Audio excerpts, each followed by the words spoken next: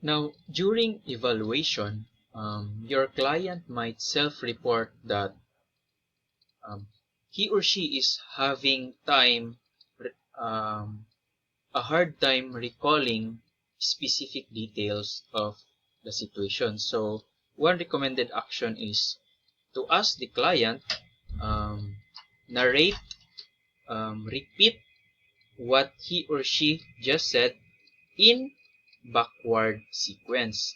Because if you fake your narrative, it's easy to um, say or repeat the narrative in the normal sequence. However, if you if you are very truthful in it and you are required to repeat the situation in backward sequence, you will remember the specific details. Okay, so that is one recommendation.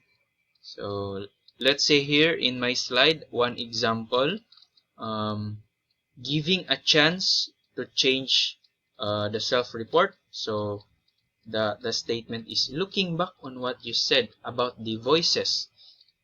Do you obey them all the time?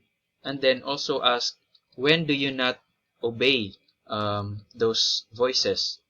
So another example is giving a chance to resolve gaps and discrepancies. So the recommended statement is, I'm wondering why you don't remember what you said yesterday about the accident. So this way, you can cross-examine the details that are already available and then validate if the same details will be repeated by the client or the defendant. Okay, so after evaluation, another thing to do is to again cross-examine, cross-validate all sources of relevant information. So it includes the consideration of the cost or the risk of your evaluation. So for cases like after serving the jail time or the rehabilitation, what is the risk of that person going back to the community, going back to his or her own family? So it must also be considered. And then, um, as the evaluator, you have to rule out unintentional distortion because of the factors that we already discussed earlier, and rule in deliberate deception.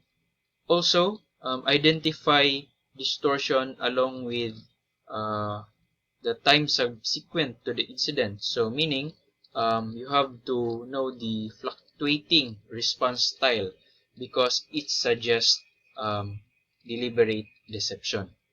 Okay, so let's tackle some examples here.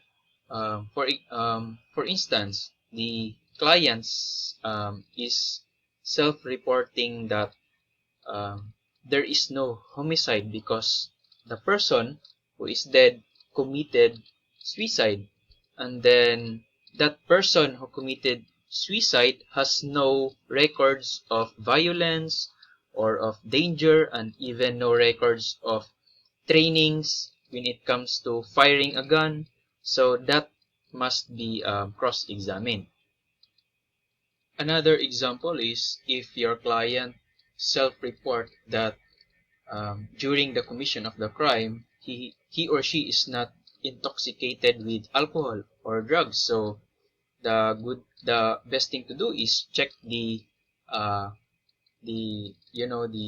blood concentration or the drug concentration in the blood sample of your client. And another example is if the client self-report about having visual hallucinations, auditory hallucinations, and um, olfactory hallucinations, it must be cross-examined because according to available literatures, um, it might be true, but it is less likely to have these three kinds of hallucination, especially specifically this olfactory hallucination, because the most common is visual and auditory hallucinations.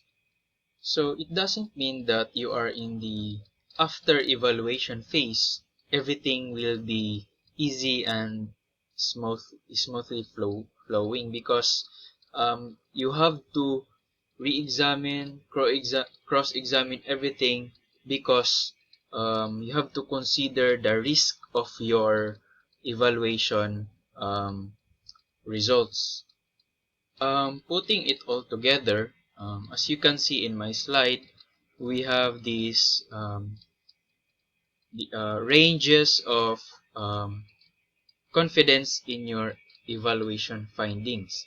So as you can see at the bottom line, um, if you if your findings is near certain, meaning findings are supported by research and theory and can be replicated upon re-evaluation of other independent examiners.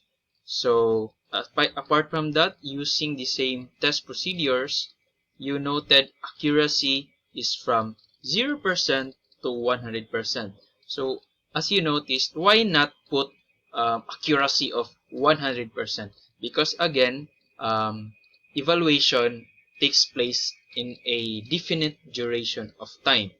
Meaning, after that time, we do not know what happens to the person, because again, forensic evaluation involves um, human behavior, and there are many uncontrollable variables that might happen after the time frame of your evaluation. So that's it for detection of malingering and deception in this report, and thank you.